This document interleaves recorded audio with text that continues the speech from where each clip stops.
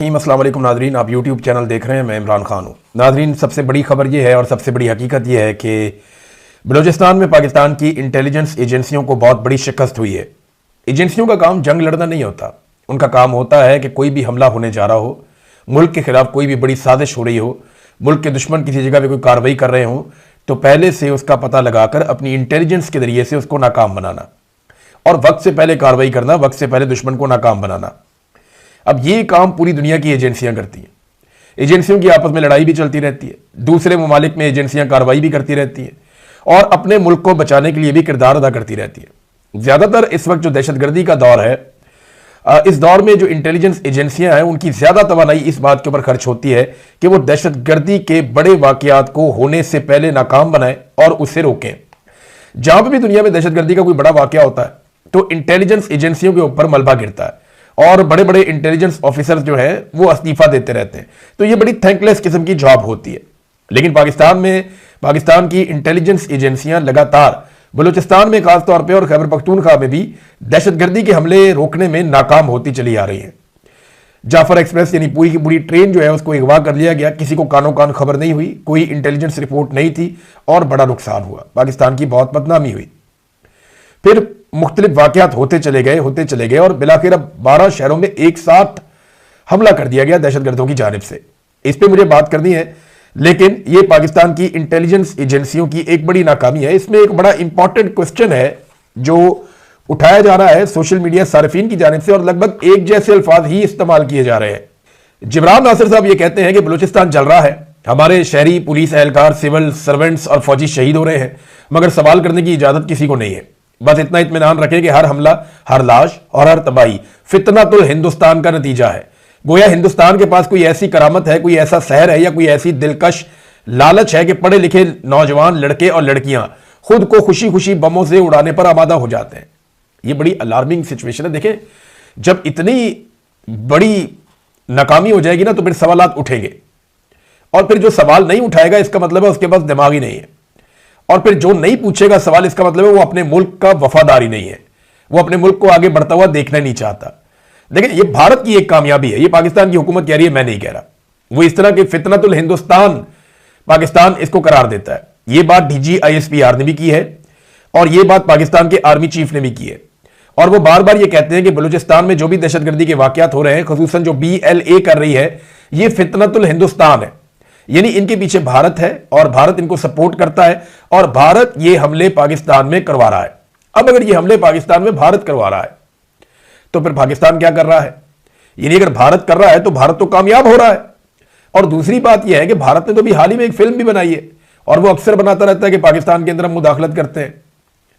यानी अभी हाल ही में उन्होंने एक फिल्म बनाई जिसमें वो बता रहे हैं कि पाकिस्तान में दहशतगर्दी के लड़ाई झगड़े के वाकयात के अंदर और बदअमनी के वाकयात के अंदर हम अपने एजेंट्स को मुलव्वस करते हैं और वो ये कार्रवाइयां करवाते हैं। भारत तो इसको छुपाता नहीं है। देखिए, कोई फिल्म जब रिलीज होती है तो वो सरकार की अप्रूवल के साथ रिलीज होती है, तो भारतीय सरकार खुद ये प्रोपेगेंडा फैला रही है। पाकिस्तानी सरकार भी ये कह रही है कि बलूचिस्तान में जो भी दहशतगर्दी हो रही है इसके पीछे भारत है। तो भारत को जवाब कौन देगा और कैसे देगा? अब जिन एजेंसियों ने भारत को जवाब देना है वो एजेंसियां और वो इदारे सारे पाकिस्तान तहरीक इंसाफ को जवाब देने पर जुड़े हुए हैं। मिसाल के तौर पर मैं आपको ये बताता हूं कि पाकिस्तान तहरीक इंसाफ ने इसकी बड़ी कैटेगोरिकली और बड़ी क्लियरली इसकी मजम्मत की है। अब सुहेल अफरीदी ने इसकी मजम्मत की, जितने पाकिस्तान तहरीक इंसाफ के नामवर रहनुमा है सब ने इसकी मजम्मत की, बैरिस्टर गौर ने मजम्मत की, ऐसे रहनुमा जिनके साथ बड़ी ज्यादती की है रियासत ने, लेकिन उन सब ने इस मामले पे शदीद और स्ट्रेट फॉरवर्ड मजम्मत की। अब पाकिस्तान तहरीक इंसाफ मजम्मत कर रही है दहशतगर्दी की और दहशतगर्दों की, जबकि जो मौजूदा एस्टेब्लिशमेंट और इनकी बनाई हुई हुकूमत है, इक्तदार में बैठे हुए लोग मजम्मत कर रहे हैं PTI की। भाई, दहशतगर्दी PTI ने तो नहीं की, PTI दहशतगर्दों की मजम्मत कर रही है और हुकूमत PTI की मजम्मत कर रही है ना अजीब बात। इनको हर चीज, हर खराबी में पाकिस्तान तहरीक इंसाफ नजर आती है। तहरीक इंसाफ की पूरी क़यादत ने पूरी शिद्दत से अपने सिक्योरिटी इदारों और कुर्बानी देने वाले एहलकारों के साथ खड़े होने का फैसला किया और वो खड़े हुए, मगर सोशल मीडिया पे दो सवालात जरूर बार बार उठाए जा रहे हैं। नंबर एक कि ये इतना बड़ा इंटेलिजेंस फेलियर कैसे और क्यों हुआ, जिम्मेदार कौन है, और नंबर दो, सारी तवज्जो पाकिस्तान की इंटेलिजेंस एजेंसियों की इमरान खान पर क्यों है और उनकी पार्टी को और उनको तबाह करने पर क्यों है। ये जो असल काम है वो वाला काम क्यों नहीं कर रहे और इस काम की तरफ ही आपने अपनी सारी की सारी तवज्जो क्यों लगाई हुई है। अब नाजरीन, आज जो लोग दहशतगर्दी के हवाले से पाकिस्तान के इदारों से हिसाब मांग रहे हैं कि यह दहशतगर्दी क्यों हो रही है, उन्हें पाकिस्तान में गद्दार करार दिया जा रहा है। हालांकि माजी में ये जो आज गद्दार करार देने वाले लोग हैं, ये खुद सवालात उठाते थे। ये बलूचिस्तान के इश्यूज के ऊपर मरियम नवाज ने खुद ट्वीट किया है। बाकायदा वो जहाज ट्वीट किया है जिसपे लिखा हुआ था जस्टिस फॉर बलूचिस्तान, उसके पीछे वो बैनर लिखा हुआ था। मरियम नवाज ने खुद उसको ट्वीट किया और लिखा भी कि जस्टिस फॉर बलूचिस्तान। जो लापता अफराद हैं उनके खानदानों से जाकर मरियम नवाज खुद मिलती रही, बाकी सियासतदान जाकर मिलते रहे। लेकिन अब जब इन्हें इक्तदार मिल गया बूट में रख के, तो इन्होंने क्या किया, ये खुद जाकर उस जुल्म और ज्यादती और नाइंसाफी का हिस्सा बन गए। पहले ये लिखते थे जस्टिस फॉर बलूचिस्तान, यानी बलूचिस्तान के लिए इंसाफ चाहिए, और अब ये बलूचिस्तान के साथ जो नाइंसाफी हो रही है उस नाइंसाफी का हिस्सा खुद जाकर बन गए हैं। जावेद हाशमी साहब भी इसका शिकार हुए। यानी अब जिस वक्त पाकिस्तान की इंटेलिजेंस एजेंसियों ने, पाकिस्तान के इदारों ने, लॉ इन्फोर्समेंट ने, इन्होंने दहशतगर्दों के पीछे जाना है, दहशतगर्दों को निशाना बनाना है, उस वक्त दहशतगर्दों को छोड़ के वो पाकिस्तान तहरीक इंसाफ के पीछे पड़ गए। तहरीक इंसाफ पर मुख्तलिफ शहरों में क्रैकडाउन शुरू हो गया कि जनाब 8 फरवरी को पता नहीं ये क्या कर देंगे, ये को बहुत बड़ा पूरा पाकिस्तान बंद कर देंगे, ये बहुत बड़े एहतजाजी मुजाहरे करेंगे और ये बहुत बड़ा इंपैक्ट क्रिएट कर देंगे, लिहाजा इनके ऊपर क्रैकडाउन कर दो।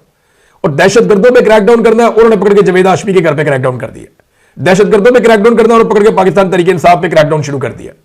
और जगह जगह छापे मार रहे हैं, लोगों के घरों के अंदर चादर और चार दीवारी का तकद्दुस एक मरतबा फिर पामाल कर रहे। तवज्जो जिधर देनी है उधर नहीं दे रहे, जिधर नहीं देनी उधर दे रहे। अच्छा, जावेद हाशमी साहब के घर के ऊपर जो अटैक हुआ, उनके घर के मुताबिक लोग गिरफ्तार भी हो गए और उनका एक नवासा है उसका सर फट गया।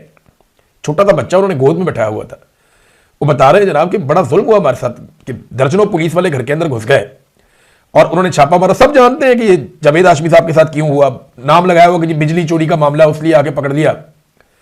ये तो बाहर नहीं होता है ना, असल मामला तो कोई और है। कभी भैंस चोरी में पकड़ा जाता है सियासतदान बेचारा, कभी मंशियात चोरी में पकड़ा जाता है सियासतदान बेचारा। तो ये सियासतदानों के साथ होता है जब भी कभी वो एस्टेब्लिशमेंट को चैलेंज करते हैं। जावेद हाशमी साहब के 3 ट्वीट्स हैं जिन्होंने पूरे निजाम को हिलाया। वो तीनों ट्वीट्स मैं आपको पढ़ के सुनाता हूं जिसकी वजह से जावेद हाशमी के साथ ये सारा कुछ किया गया। अभी थोड़े दिन पहले हम देख रहे थे जावेद हाशमी साहब एक शादी में गए हुए थे, गालिबन ये ख्वाजा साद रफीक साहब की फैमिली से रिलेटेड शादी थी। तो वहां कैप्टन सफदर अपने हाथ से जावेद हाशमी साहब को खाना खिला रहे थे। जावेद हाशमी साहब को थोड़ा प्रॉब्लम भी है ना, तो वो अपने हाथ से, वो पैरालाइज भी रहे, वो उनको अपने हाथ से खाना खिला रहे थे। एक तरफ ये मोहब्बतें शो करते हैं, दूसरी तरफ इतना जुल्म और जबर और फस्तायत है। और ये जुल्म और जबर के साथी हैं ये पीएमएलएन वाले। असल में तो ये जुल्म पाकिस्तान की मिलिट्री एस्टेब्लिशमेंट करती है।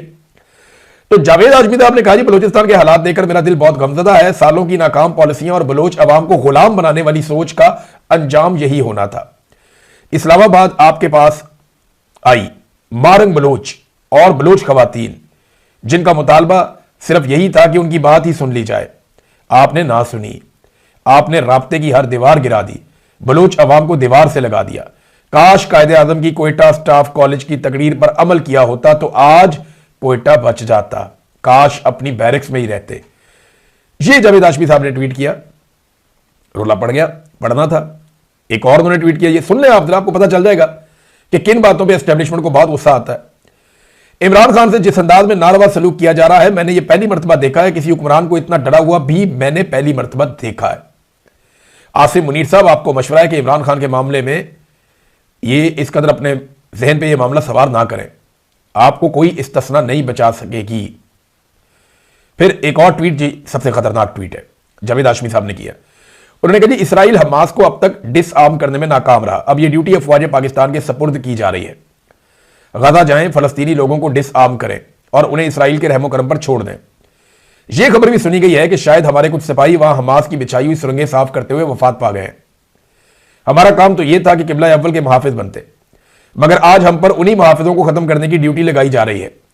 कुछ उलमा ने इसी बुनियाद पर यह फतवा भी दिया है कि उन सिपाहियों का जनाजा हराम है। आसिम मुनीर साहब, आपका अंजाम भी यही होगा। अब ये जावेद हाशमी साहब के पास पता नहीं खबर कहां से आई, हमारे पास किसी के पास भी यह खबर नहीं है कि पाकिस्तानी फौजी पहुंच गए या सुरंगें साफ करते हुए उनका इंतकाल हो गया वहां पे। यह खबर अभी पब्लिक नहीं हुई। अगर कहीं से उनके पास आई है, उनका कोई अपना सोर्स उनको बता रहा है, तो यह एक अलग बात है। लेकिन इन चीजों का रद्देअमल मुझे ऐसा लग रहा था कि आएगा, क्योंकि मैंने पहले जब ये पढ़ के सुनाया तो मैंने आपको बताया था कि ये बहुत सख्त है, वो उनकी नुक्ता नजर से एस्टेब्लिशमेंट के।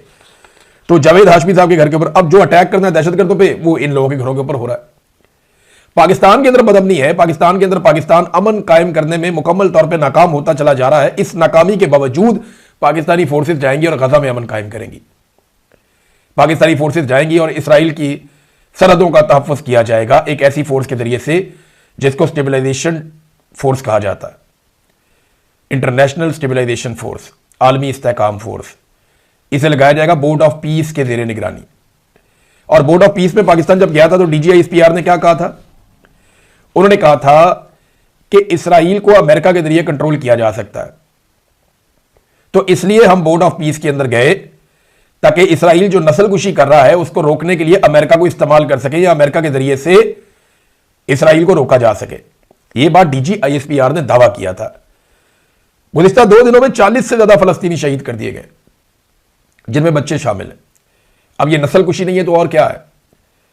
500 से ज्यादा फलस्तीनी शहीद हो गए हैं जब से जंगबंदी हुई है, और ये 40 से ज्यादा, कुछ 43 बता रहा है, कुछ 46 बता रहा है, ये तादाद बताई जा रही है। ये लोग 2 दिन में शहीद हुए हैं।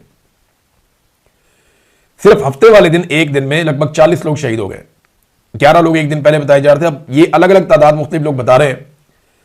तो ये शहादतें हो रही हैं, तो बोर्ड ऑफ पीस में पाकिस्तान क्या कर रहा है?